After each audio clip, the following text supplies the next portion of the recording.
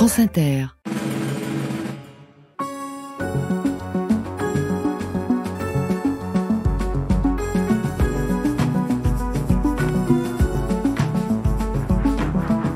Citoyens et citoyennes, camarades, compagnons, travailleuses, travailleurs, françaises, français.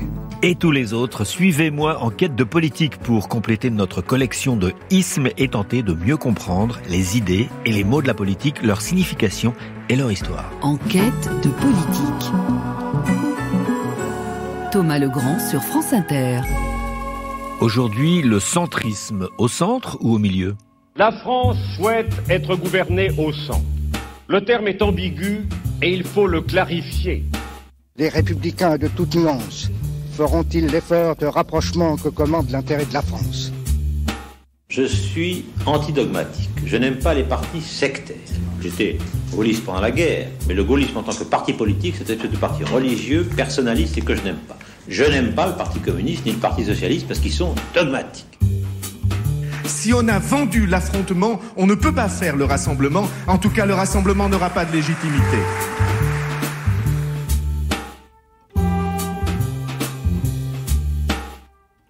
Connaissez-vous Jean-Baptiste Delambre et Pierre Méchain ? Ce sont deux astronomes, mathématiciens et géographes de l'époque révolutionnaire. Ces deux savants avaient calculé l'arc méridien de Paris et en bon patriote, ils s'étaient mis en tête de trouver le vrai centre de la France, le point géographique central du pays. Ils ont passé des années en savants calculs, tirant des droites depuis les frontières et les côtes, mais c'est compliqué et même assez aléatoire de fixer un point central d'une forme qui n'est pas vraiment géométrique ni plate. Au bout de 7 ans de recherche, Delambre et Méchain ont donc trouvé et ils ont planté un piquet figurant ce qui devait être officiellement le vrai centre de la France, à quelques dizaines de kilomètres de Bourges, dans un pré de la petite commune de Bruère-Alichamps. Et vous savez ce qu'il est advenu du piquet planté au début du 19e siècle ? Eh bien, il n'a plus rien représenté quand la France a récupéré Nice et la Savoie. En 1860, les deux savants patriotes étaient morts depuis longtemps. Alors, d'autres géographes ont refait les calculs pour déterminer le nouveau centre de la France et encore raté. En 1870, exit l'Alsace et la Lorraine. Et parce que oui, le centre dépend des bordures, il n'est rien en lui-même. Et vous voyez où je veux en venir avec ma fine métaphore.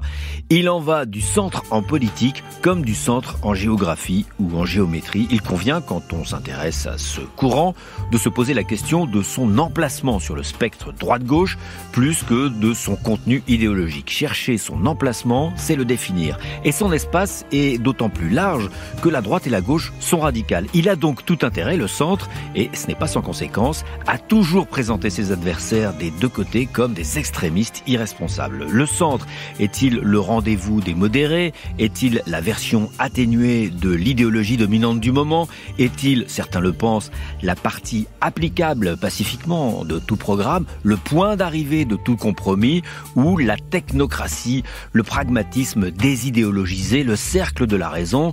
Chercher l'identité du centre semble être un piège sans fond, mais nous allons quand même nous y plonger, on verra bien.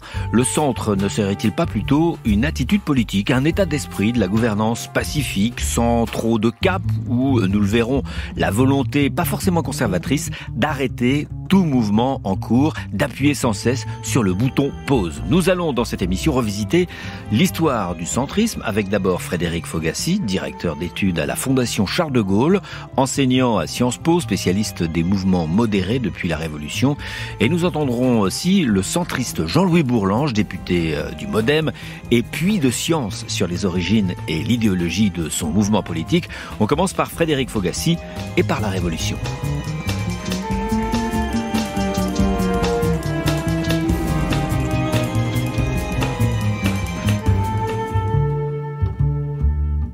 Alors Frédéric Fogassi, le centre, c'est où en politique ? Le centre, on pourrait le définir par les caricatures qui en sont données. François Mitterrand disait le centre, c'est les gens qui sont ni à gauche ni à gauche. On disait des radicaux, c'est les gens qui sont rouges à l'extérieur, blancs à l'intérieur et toujours à côté de l'assiette à beurre. En fait, c'est souvent par des caricatures qu'on a défini le centre, mais Ça renvoie en fait à une réalité profonde et assez indépassable du centre français, c'est qu'il est défini par défaut. Il est défini par une droite et une gauche qui apparaissent à partir de la Révolution, qui se structurent à la fin de la Troisième République avec l'affaire Dreyfus. On peut dire que c'est une démarche qui consiste déjà à aller vers le pouvoir, mais jouer un rôle modérateur. Songez par exemple qu'en 1981, dans le gouvernement de rupture de François Mitterrand, élu donc après la victoire du 10 mai, vous avez Maurice Faure, un radical socialiste bon teint qui est garde des Sceaux et qui explique lui-même qu'il y va un petit peu pour éviter qu'on aille vers une expérience trop idéologique. Oui, mais d'ailleurs, ça ne durera pas longtemps. Il est garde des Sceaux entre l'élection présidentielle et l'élection législative pour rassurer un peu tout le monde, puis après, il n'est plus rien. Il n'est plus rien, il part de son fait, parce que quand il se rend compte qu'une grande partie du programme va être véritablement mise en œuvre, notamment les nationalisations, il est absolument révulsé, et à partir de là, effectivement, il choisit de s'en aller. Alors, Frédéric Fogasti, on va repartir du début, c'est-à-dire de la Révolution. Est-ce que on parle de centristes au moment de la Révolution. Est-ce qu'il y a des centristes ou est-ce que c'est a posteriori qu'on peut dire tiens, celui-là était plutôt centriste? Et qu'est-ce que ça recouvrait comme champ politique? Il me semble que la meilleure façon d'appréhender ce qu'on peut appeler les centristes, c'est les gens qui globalement veulent un moment stopper l'expérience révolutionnaire et en quelque sorte conforter les acquis. Donc les centristes, ça va être d'abord, après 1789, des gens comme Mirabeau qui vont dire on a une monarchie constitutionnelle, plus d'absolutisme, c'est parfait, pensons au modèle anglais. Oui, gouverner, c'est une chose sérieuse, mon cher ami. Mirabeau explique à Camille Desmoulins pourquoi il défend le droit de veto du roi, la recherche de l'équilibre, tiré du film La Révolution française, les années terribles de Richard Effron en 1989. Pour y parvenir, il faut trouver un véritable équilibre de pouvoir entre l'exécutif et le législatif. C'est pour ça que vous défendez le droit de veto d'un seul homme ? Une assemblée toute puissante et sans fin nous conduira tout droit au gouffre, parce que vous y concentrez tous les pouvoirs. La souveraineté, elle doit être partagée entre le roi et l'assemblée. Ce sera plus tard des gens comme les Girondins qui vont dire on est passé à la République, il faut que maintenant cette République s'adapte, se fasse accepter des Français. Et donc, effectivement, ils apparaissent toujours comme les modérés de quelqu'un. Ce sont ceux qui disent stop. C'est ceux qui disent stop, c'est ceux qui essayent de fixer le processus. C'est pas des réactionnaires ou des conservateurs à la Bonald ou de Maistre qui veulent revenir en arrière ou qui s'appuient sur des valeurs traditionnelles pour dire stop. Là, c'est bon, on a progressé, c'est bien, stop. Et d'ailleurs, ça peut être un stop momentané. On s'arrête un peu, on fait une pause. La pause, le thème de la pause d'ailleurs, est souvent défendu par les centristes. Je dirais, on fait une pause, on solidifie et surtout on cherche une synthèse, on cherche un compromis. Des centristes que par exemple on a complètement oubliés, c'est les thermidoriens, ceux qui prennent le pouvoir après l'exécution de Robespierre et qui créent la Convention thermidorienne qui donne naissance au Directoire. Quel est leur but ? Stabiliser les acquis révolutionnaires, faire en sorte que la France puisse mener la guerre arrêter et la en terreur. même temps arrêter la terreur, exactement. Et à partir de là, renforcer le pouvoir exécutif parce qu'ils se méfient aussi d'un régime d'assemblée pure qui est souvent sous la pression du peuple de Paris et qui a donné lieu justement à tous les excès de la terreur. Alors ils sont quand même utiles parce qu'ils fixent les choses, mais vous venez de le dire, Frédéric Fogasti, c'est pas des avant-gardistes.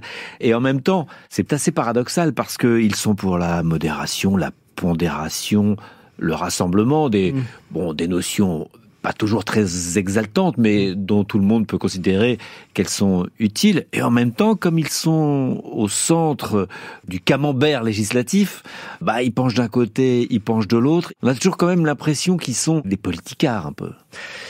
Ils sont politiques, mais en même temps, si on avance un peu dans le 19e siècle, ils réfléchissent. Il faut peut-être pas sous-estimer cet aspect. Ils vont chercher d'autres modèles. Ils réfléchissent par exemple au modèle anglais. Ils s'intéressent au rôle de la société civile. Ils s'intéressent à la capacité à bâtir un compromis. Une figure, par exemple, qui pourrait être intéressante, c'est Guizot. J'accepte 1791, 1792, les années suivantes. Je les accepte dans l'histoire, mais je ne les veux pas dans l'avenir. Messieurs, on ne tombe jamais que du côté où l'on penche. Je ne veux pas que mon pays penche de ce côté. Et toutes les fois que je le vois pencher, je me hâte de l'avertir. Alors Guizot est décrié parce que vous savez, c'est le Premier ministre de Louis-Philippe qui a été renversé par la Révolution de 1848. Mais si vous regardez bien le projet politique de Guizot, c'est quoi ? C'est étendre les droits de 1789 dans le cadre d'une monarchie censitaire en disant aux Français, enrichissez-vous et entrez dans la modernité. On connaît Guizot par enrichissez-vous. Absolument. Mais ce qu'on ne sait pas, c'est enrichissez-vous par le commerce et par l'épargne. Pourquoi ? Parce qu'il répond là à une objection qui lui est faite. La monarchie est censitaire, la plupart des Français n'ont pas le droit de vote. Et Guizot répond, mais moi, ce que je garantis, c'est une égalité en droit, pas une égalité de fait. Mon rôle, c'est de garantir que chacun puisse accéder au droit de vote s'il est talentueux, s'il s'enrichit, s'il entre dans l'effort de modernisation économique que le pays porte, que l'État va encourager d'ailleurs avec les premières lois scolaires. Donc, quelque part, à mon avis, il y a un lien entre centrisme et modération, mais en même temps, ce projet centriste, il existe. C'est un projet d'accompagnement des transformations de la société, plus qu'effectivement un projet de mutation sociale profonde. Et enfin, ce qu'on pressent déjà, c'est que les modérés sont des gens qui ont peur de l'État. Ils ont expérimenté cet État tout-puissant qui se mettait en place sous la Révolution. Ces continuités d'ailleurs entre l'État monarchique et l'État révolutionnaire, un État centralisé, fort, avec une constitution administrative que Napoléon va encore renforcer sous le consulat et sous l'Empire.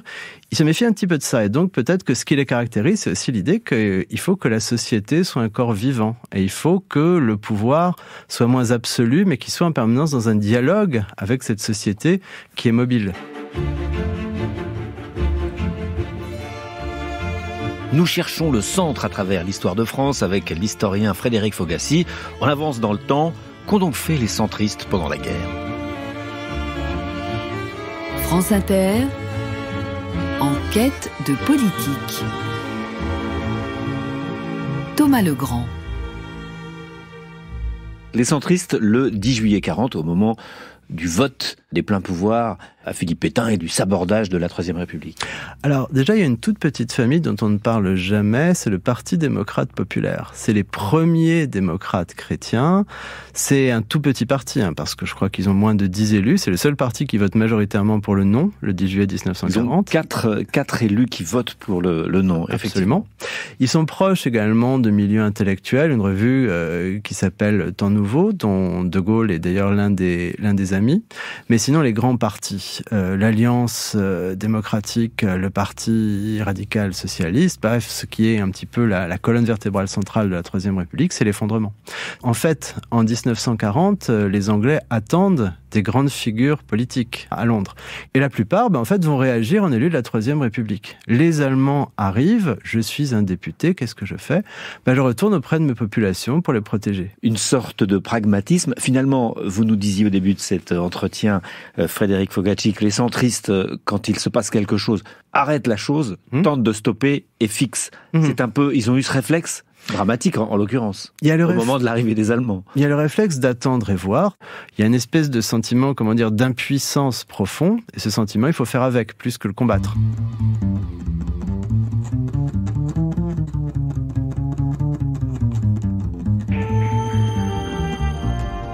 Donc, pendant la guerre, la plupart des modérés sont attentistes, serait-ce leur nature, après avoir voté les pleins pouvoirs au maréchal Pétain, à de rares exceptions près. Mais, dans la clandestinité, des résistants chrétiens s'organisent et forment avec des socialistes, des communistes, des radicaux, d'anciens élus de droite modérée et des syndicalistes, l'ossature du Conseil national de la résistance. À la Libération, la branche centriste du CNR donnera le MRP, le Mouvement républicain populaire. Ce parti qui s'émancipe rapidement du gaullisme après la guerre, en raison d'un désaccord sur la question institutionnelle, sera essentiel sous la 4e République et artisan de la reconstruction. Tout comme les radicaux socialistes qui forment à ce moment-là la gauche modérée, le centre-gauche, avec en particulier une figure importante et oubliée et souvent moquée, Henri Queuille, ici en 1950, dans un discours typiquement centriste et qui résonne aujourd'hui, celui du dépassement des clivages.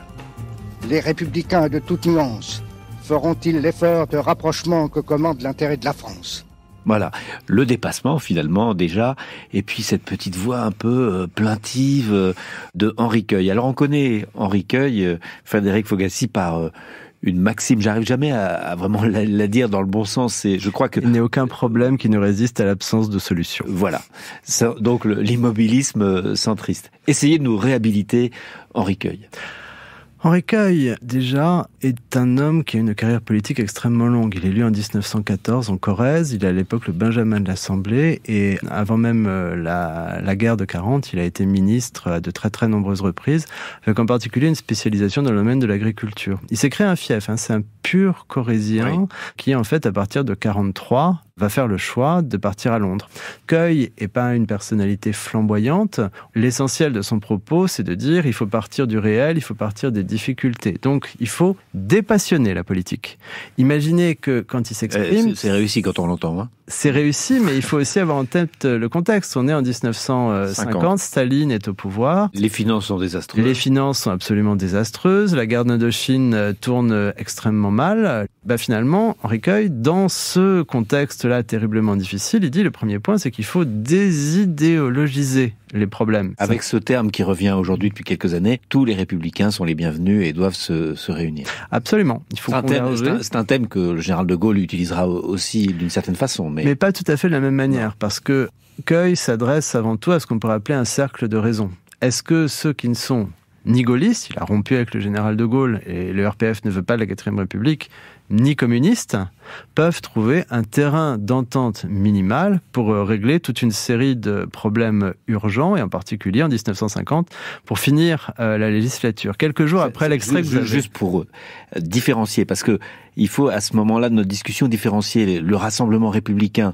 des centristes tel qu'Henri Queuille le formule. C'est un rassemblement républicain pour régler les problèmes immédiats, pour refinancer, pour réparer la France, très concret. Le rassemblement républicain gaulliste ou gaulien, c'est un souffle, la France sera toujours la France, la grandeur. Donc c'est sur deux plans différents. Ça se manifeste avec deux formes d'institutions différentes, puisqu'ils ne sont pas d'accord sur la question institutionnelle. C'est ça la différence entre les deux rassemblements centristes et gaullistes ? C'est un peu ça, en quelque sorte. C'est-à-dire que De Gaulle veut rassembler par la vision, sa vision de la France, même s'il identifie à la défense des intérêts élémentaires du pays, et on évite que justement les partis ne viennent porter les ferments de division dans la société française. Queuille, sa démarche est beaucoup plus modeste. On part des problèmes, et à partir des problèmes, on voit quels sont, disons, les gens de raison avec lesquels on peut s'entendre et passer des compromis.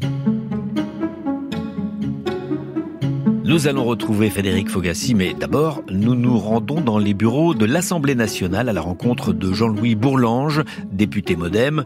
Il avoue plancher depuis des années sur un ouvrage consacré à l'histoire du centrisme, mais ne trouve pas le temps de le terminer. Alors nous allons profiter de ses lumières, de sa grande culture politique et le retrouver plusieurs fois dans cette heure consacrée au centrisme. Jean-Louis Bourlange, là, nous dresse un rapide tableau de la philosophie désidéologisée d'Henri Queuille. La phrase qui le définit le mieux, c'est « La politique ne consiste pas à résoudre les problèmes, mais à faire taire ceux qui les posent ». Ce qu'on n'a pas compris, c'est que parmi les moyens pour faire taire ceux qui les posent, il n'est pas exclu de résoudre les problèmes, mais c'est une voie parmi d'autres. Le centrisme aujourd'hui avec Jean-Louis Bourlange et Frédéric Fogassi. Et bien sûr, cet épisode, comme tous les autres d'Enquête de politique, est disponible en podcast sur l'appli Radio France et sur le site France Inter et sur la page de l'émission. Vous pouvez nous écrire pour commenter, critiquer, dire du bien aussi, mais surtout pour nous dire s'il y a un isme que vous aimeriez nous voir traiter. Alors on a eu des suggestions intéressantes, le darwinisme, le libertarianisme et bien d'autres, et on est en train de les préparer, de plancher sur ces thèmes avec Franck Olivard, notre recherchiste, et Christophe Imbert, le réalisateur d'Enquête de politique. Pour l'instant, nous sommes en quête de centrisme et on retrouve l'historien Frédéric Fogassi, les centristes et le gaullisme à la fin de la 4e République.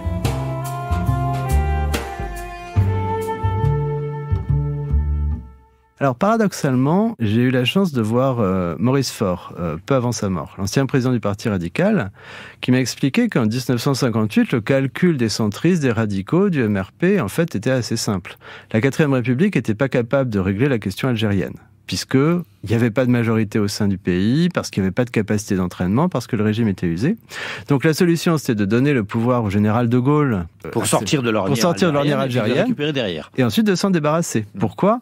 Parce que du point de vue des centristes, il y avait une garantie. Or, qui est qu'en 58, l'élection présidentielle, c'est pas le peuple français qui était consulté. C'était un collège de notables. 80 000 personnes qui, globalement, étaient dans la main du Sénat. Et donc, le calcul tout simple, c'est que ce collège, il pouvait élire De Gaulle en 58, une fois, mais il ne le réélirait pas forcément une deuxième fois. Et peut-être qu'à partir de là, une figure beaucoup plus consensuelle, comme Antoine Pinet, comme Maurice Faure lui-même, permettrait de retirer, en quelque sorte, la Ve République vers une évolution centriste. L'artisan du rapprochement opportuniste des centristes et des gaullistes, c'est Edgar Faure, l'homme au verbe malin et légèrement zozotant, une figure centriste des années 50 à 80. Edgar Faure, drôle et cultivé, inventeur de nombre de formules pour justifier ses revirements. La plus connue, ce n'est pas la girouette qui tourne, c'est le vent. Son côté politicard assumé n'allait pas forcément à l'encontre d'un grand sens de l'État. Il sera longtemps président de l'Assemblée nationale. Jean-Louis Bourlange nous parle d'Edgar Faure. Edgar Faure, c'est le centriste radical à l'état pur. Sa maxime fondamentale, c'est que tout radical est fait pour être au gouvernement. Il a notamment inventé toutes les formes d'oxymore possibles, l'expansion dans la stabilité. Au moment de la décolonisation, il avait inventé l'interdépendance dans l'indépendance à l'usage des colonisateurs, c'est-à-dire des Français, et l'indépendance dans l'interdépendance à l'usage des colonisés, c'est-à-dire des Marocains. Quels sont les 3 grands orateurs politiques français? Je cherche les 2 autres. C'était un fin manœuvrier aussi. C'était un très fin manœuvrier. En 58, tout le monde disait, il était dans les gouvernements qui étaient menacés par l'arrivée au pouvoir du général de Gaulle, et il disait, on dit tous, il faut sauver la République. Bien sûr, il faut sauver la République. Pourquoi ne pas la sauver avec le général de Gaulle? J'appartiens à la catégorie qu'on appelle l'opposition. Edgar Faure, pendant le premier mandat de François Mitterrand, répondant à l'hypothèse d'un ralliement des centristes au pouvoir socialiste après le tournant de la rigueur. Mon intention n'est pas de quitter l'opposition pour aller dans la majorité. Inversement, étant dans l'opposition, je ne vois pas de raison de penser que tout ce que font les gens de la majorité ne sont que des absurdités ou des malfaisances. On veut croire à tout prix qu'il y a 2 camps en France. Ce n'est pas vrai. Sur la plupart des grands sujets, vous trouverez en France une majorité d'à peu près les 2/3. Enquête de centrisme cette semaine, on vient d'évoquer la mémoire d'Edgar Faure, mort en 1988. On revient un peu en arrière. Les centristes acceptent donc le retour du général de Gaulle en 1958, mais celui-ci leur fait un coup qu'ils n'apprécient guère. On poursuit notre entretien avec Frédéric Fogassi, historien du centrisme.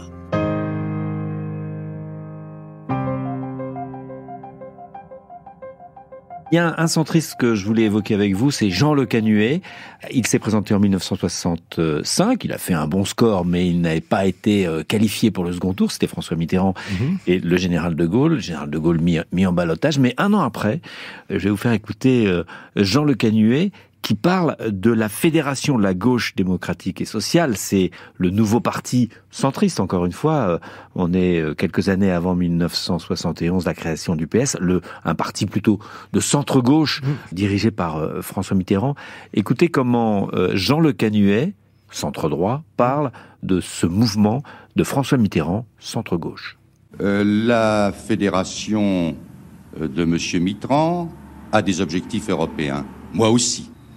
Elle a une conception de fidélité à l'Alliance Atlantique. Mais dans la majorité actuelle, il y a également des hommes qui me paraissent eux aussi s'efforcer de dégager une politique beaucoup plus économique et sociale que celle que nous supportons depuis un certain nombre d'années. Par conséquent, je suis là, au centre de la vie politique française, pour donner à la France demain une majorité politique nouvelle pour une politique nouvelle. Alors, c'est étonnant d'entendre ça en 1966. Donc, il parle du dépassement de ces gens du centre-gauche et du centre-droit qui finalement partagent beaucoup de choses, dont l'Europe. C'est du macronisme. En 1966, Jean Le Canuet est un petit peu sur un fil, c'est-à-dire que c'est l'apogée de sa carrière politique.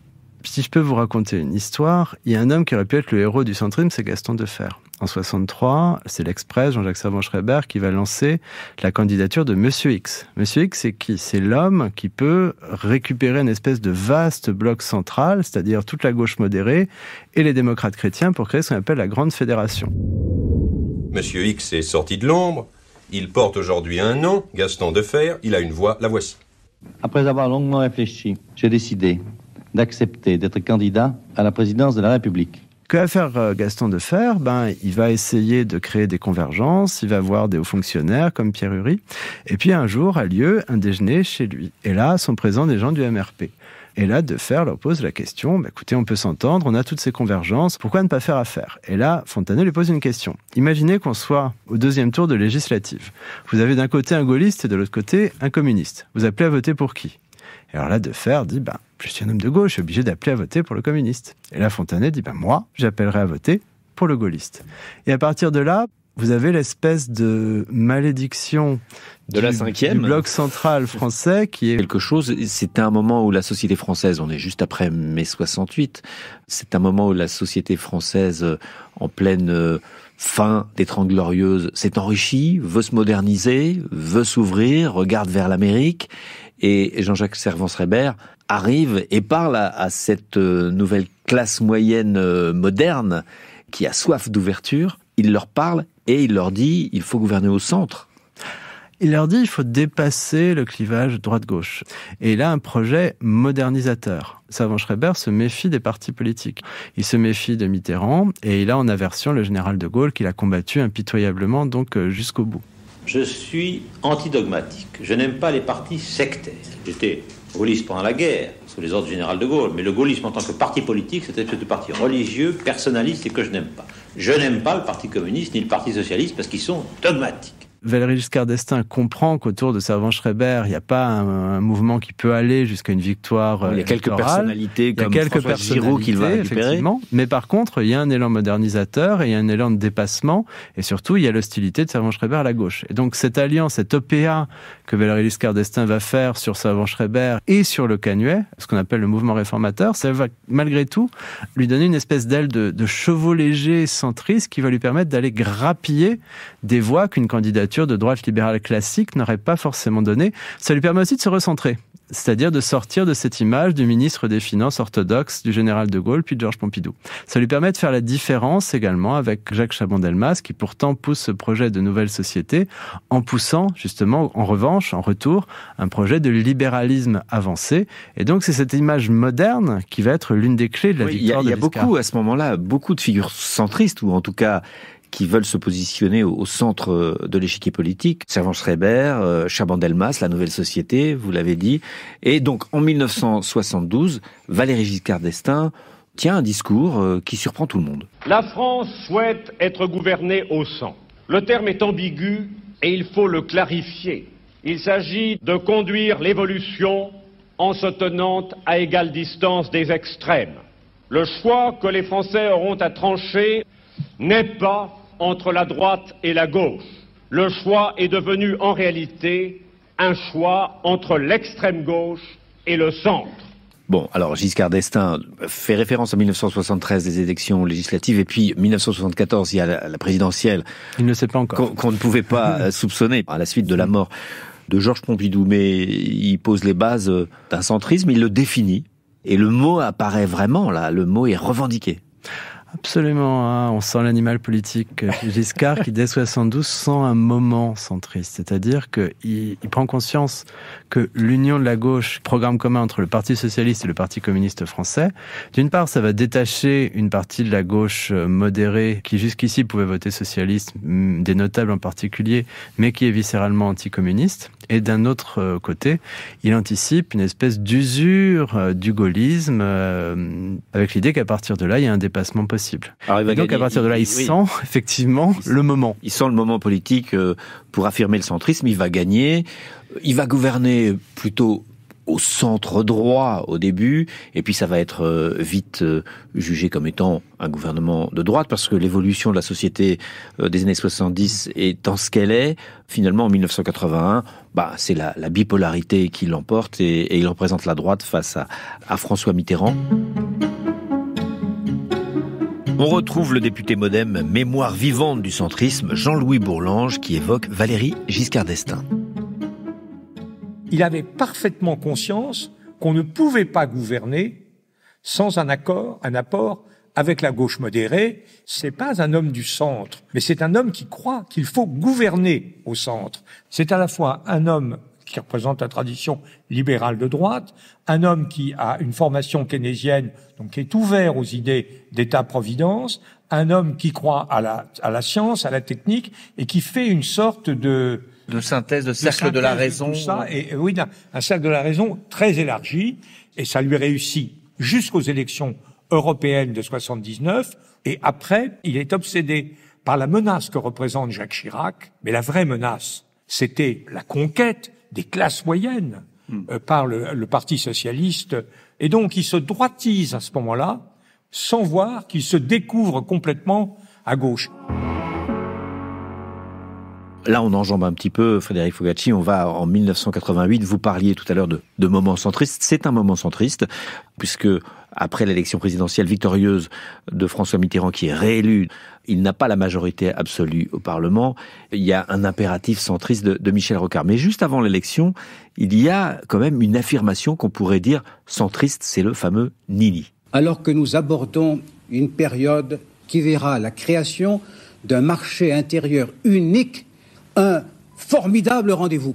Cela exige une telle union des Français que je ne pense pas qu'il faille s'engager dans une bataille sur de nouvelles nationalisations et qu'il faut en finir aussi avec cette sorte de contagion des privatisations. Ni l'une ni l'autre de ces réformes ne peut être d'actualité. Donc le Nini, affirmation centriste, et puis l'Europe.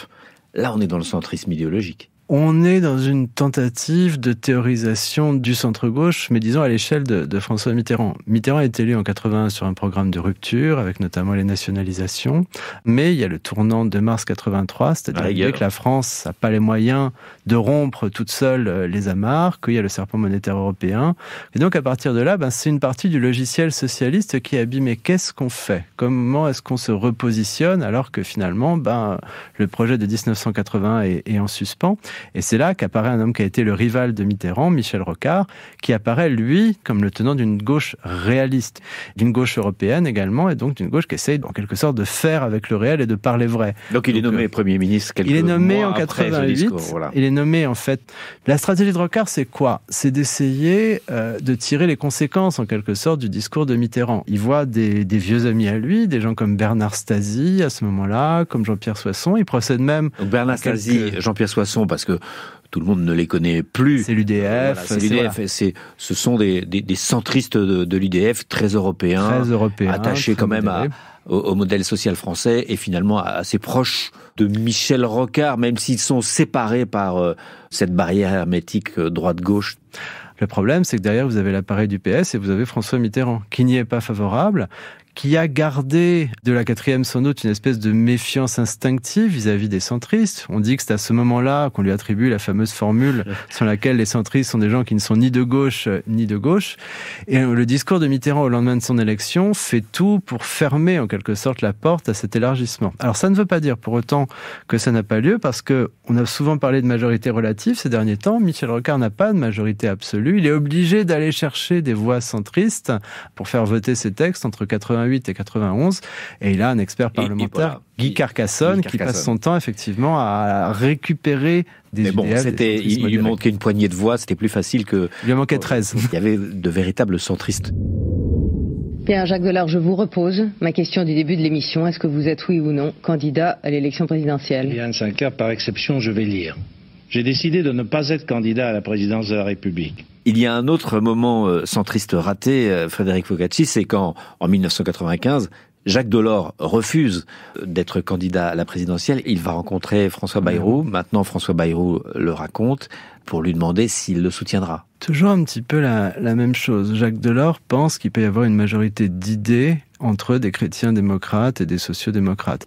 Jacques Delors va voir François Bayrou et lui dit « Est-ce que on peut penser une majorité d'idées ?» Et en définitive, comme Bayrou lui explique que l'UDF est à ce moment-là très favorable à Édouard Balladur, qu'elle entend accompagner dans sa campagne présidentielle contre Jacques Chirac, il n'y a pas de possibilité de faire bouger les lignes. Jacques Delors en déduit que l'espace dont il rêve, c'est un espace intellectuel, mais qui n'a pas de traduction dans le champ politique, parce que la ligne de la bipolarisation passe au milieu de son projet, et il préfère à partir de là renoncer. 2007, après son échec à la présidentielle, François Bayrou crée le MoDem, une tentative encore et toujours de dépassement des clivages droite-gauche. On a vendu aux Français l'ivresse de l'affrontement, l'ivresse de la condamnation des uns par les autres.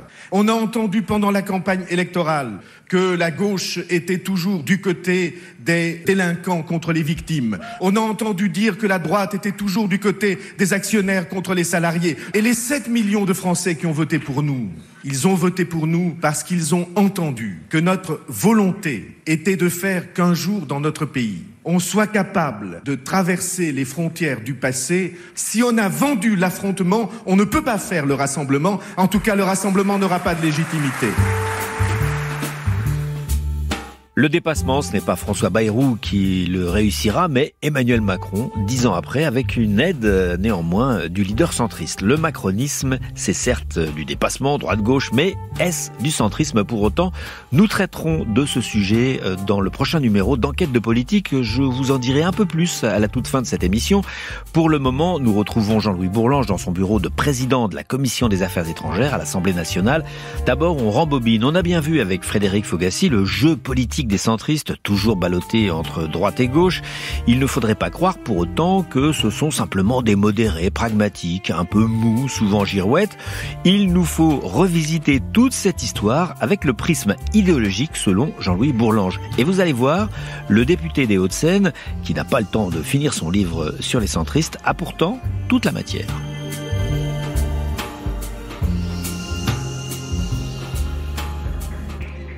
On est toujours le centriste de quelqu'un. Staline est au centre entre Trotsky et Kamenev et Zinoviev. Robespierre est au centre entre les indulgents et les exagérés. Il suffit pas d'être au milieu.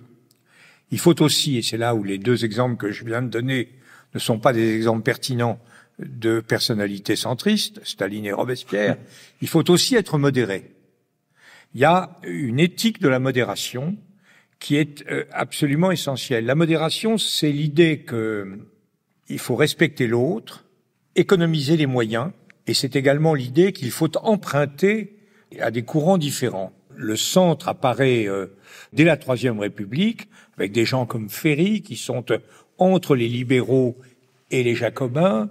Ensuite, plus tard, ce sera le cas des radicaux, qui seront entre les socialistes, les radicaux dans leur phase tardive, parce que dans la phase conquérante, c'est la gauche. Mais sous la Quatrième République, par exemple, ce sont essentiellement des honnêtes courtiers. Le nombre de présidents du Conseil issus du radicalisme est énorme et n'a rien à voir avec leur force parlementaire réelle, qui est très limitée. Et puis, il y a autre chose qui est très différent, qui est une famille politique dont Tocqueville est assez juste théoricien, qui répugne au tout État, au jacobinisme, et qui représente ce que j'appellerais le parti des amis de la société. C'est ceux qui veulent limiter le pouvoir de l'État.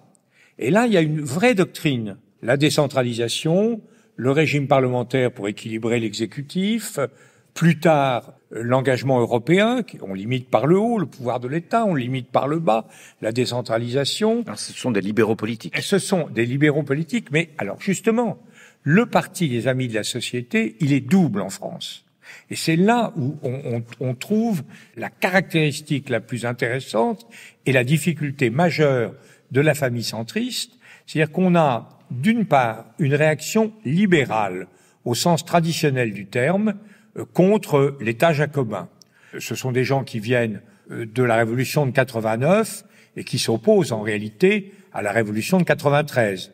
Et ils représentent, Ferry est un très bon exemple d'ailleurs, enfin Ferry, Waldeck-Rousseau, ce qu'on a appelé les républicains opportunistes, c'est-à-dire, le mot est un mot daté et pas très compréhensible, mais ce qu'on appelle maintenant des républicains modérés, c'était des gens qui étaient dans cette ligne-là très laïques, très rationalistes, héritiers des Lumières, héritiers de Diderot, et puis à côté de ça, on a l'héritage chrétien, en réalité qui vient de l'Ancien Régime, qui est un héritage corporatiste, où on croit aux familles, on croit aux églises, on croit aux régions, on croit aux syndicats professionnels, et ça c'est totalement lié à l'histoire de l'Église de France, l'Église de France refuse le libéralisme, l'Église de France refuse l'héritage des Lumières et s'identifie à un combat profondément réactionnaire. Alors, profondément réactionnaire, donc là, le centrisme n'a pas... Il n'est plus modéré, là. Non, mais il n'est pas centriste, surtout. Il n'y a pas de conjonction qui s'opère avec les libéraux. Il y a simplement une France de droite, qui est celle qu'on voit lutter contre Gambetta, qui est la France de Paray-le-Monial, de Lourdes, qui est celle qui n'a pas accepté la révolution, qui n'accepte pas la révolution, qui n'accepte rien et qui nourrit la droite conservatrice. Mais au XXe siècle, l'Église réalise sa mutation démocratique, qui tienne à la montée d'un paganisme fasciste à l'extrême droite et d'un paganisme bolchevique à l'extrême gauche. Et à ce moment-là, les cathos se disent certains cathos. Oui, enfin les cathos se posent beaucoup la question, pas tous, quand même. Le Saint-Siège condamne l'action française. On a Emmanuel Mounier, Marc Sangnier, on a tout cela qui émerge. Et donc, on a ce grand mouvement qui va prendre le pouvoir très progressivement dans l'Église, et notamment à la faveur de la résistance, car l'épiscopat est globalement pétainiste, mais les milieux catholiques sont très associés à la résistance, comme l'a très bien chanté Aragon, entre celui qui croyait au ciel et celui qui n'y croyait pas. La rose et le Réséda. Quelqu'un comme Champtier-Dribes, c'est un personnage très intéressant, Champtier-Dribes. Il a commencé au début du XXe siècle comme secrétaire d'Albert de Mun. Donc Albert de Mun, royaliste, alors le catholique conservateur monarchiste, ce qu'on appelait les chrétiens sociaux, qu'il faut pas confondre avec les démocrates chrétiens. Les chrétiens sociaux, c'est... Ni avec les chrétiens de gauche. Oui, ni avec les chrétiens de gauche. Mais les chrétiens sociaux, c'est les chrétiens de droite. C'est l'école paternaliste, c'est des gens intéressants d'ailleurs. C'est des gens qui veulent garder l'ordre ancien, mais payer un peu mieux les ouvriers pour qu'ils restent dans le... qui ont été quand même Frédéric Leplay, etc., au XIXe siècle, au premier plan de la prise de conscience de la souffrance ouvrière. Simplement, c'est Rerum Novarum, en fait, de Léon XIII. La hiérarchie demeure et la hiérarchie est priée de s'occuper de ceux d'en bas. On ne change pas l'ordre des choses, mais on améliore les chrétiens. Mais justement, alors, Champtier-Dribes, il vote la confiance, je crois, au second gouvernement Blum, et il vote contre les pleins pouvoirs au maréchal Pétain. Et il invente à la Libération, il invente le MRP, il devient président du Conseil de la République, c'est-à-dire le Sénat en réalité, et il meurt.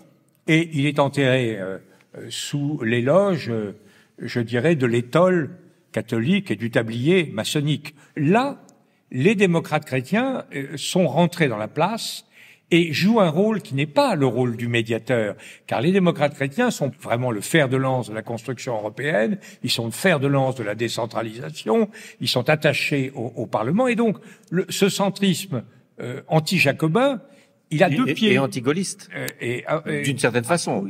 Alors ça, c'est très compliqué parce que De Gaulle en vient. Il vient du catholicisme social.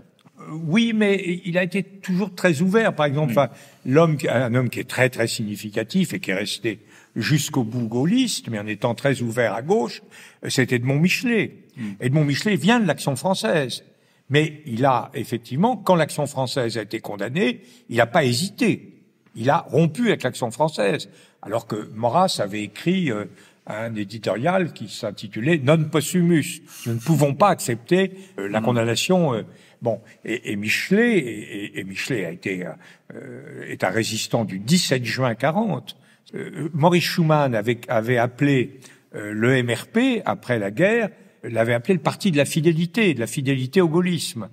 Et ensuite, il y a eu la rupture sur le deuxième référendum sur la Constitution. Là a été la rupture.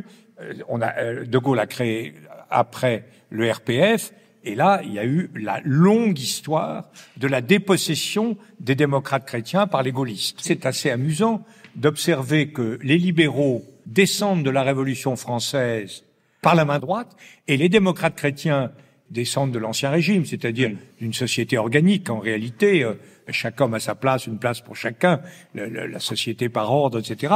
Mais ils descendent par la main gauche, c'est-à-dire qu'ils arrivent plutôt à l'aile gauche. Évidemment, on voit bien les mouvements. Il y a la CFTC qui donnera après naissance à la CFDT.